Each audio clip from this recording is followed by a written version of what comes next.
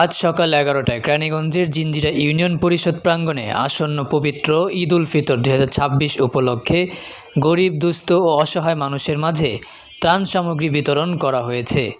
মাননীয় প্রধানমন্ত্রীর ত্রাণ ভাণ্ডার থেকে প্রাপ্ত এসব সহায়তার মধ্যে ছিল নগদ অর্থ, শাড়ি, থ্রি পিস ও হাজি রুমাল।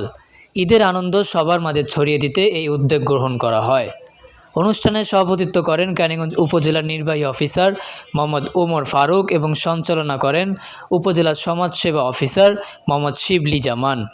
এ সময় আরও উপস্থিত ছিলেন জিঞ্জিরা ইউনিয়নের প্রশাসনিক কর্মকর্তা আব্দুল গনি। বুড়িগঙ্গা তীরে অথেন্টিক কাচ্চির স্বাদ মানেই কাচ্চি মাস্টার। আজই চলে আসুন আমাদের কেরানীগঞ্জের কদমতলী ও জিঞ্জিরা ব্রাঞ্চে। অনুষ্ঠানে প্রধান অতিথি হিসেবে উপস্থিত ছিলেন ঢাকা 3 আসনের সংসদ সদস্য বাবু গয়েশ্বর চন্দ্র রায়। তিনি তার বক্তব্যে বলেন, সমাজের অসহায় ও সুবিধাবঞ্চিত মানুষের পাশে দাঁড়ানোই সরকারের মূল লক্ষ্য এবং ঈদের আনন্দ সবার মাঝে পৌঁছে দিতে এ ধরনের কার্যক্রম অব্যাহত থাকবে।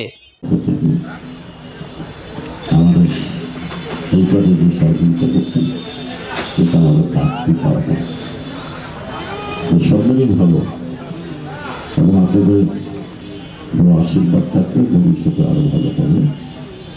আমি এখন নির্বাহী কর্মকর্তা বিতরণের কাজ শুরু করে দেবেন। শেষে সংসদ সদস্য বাবু গয়েশ্বর চন্দ্র রায় নিজ হাতে উপকারভোগীদের মাঝে ত্রাণ সামগ্রী তুলে দেন এবং এভাবে অনুষ্ঠানের সমাপ্তি ঘোষণা করা হয়।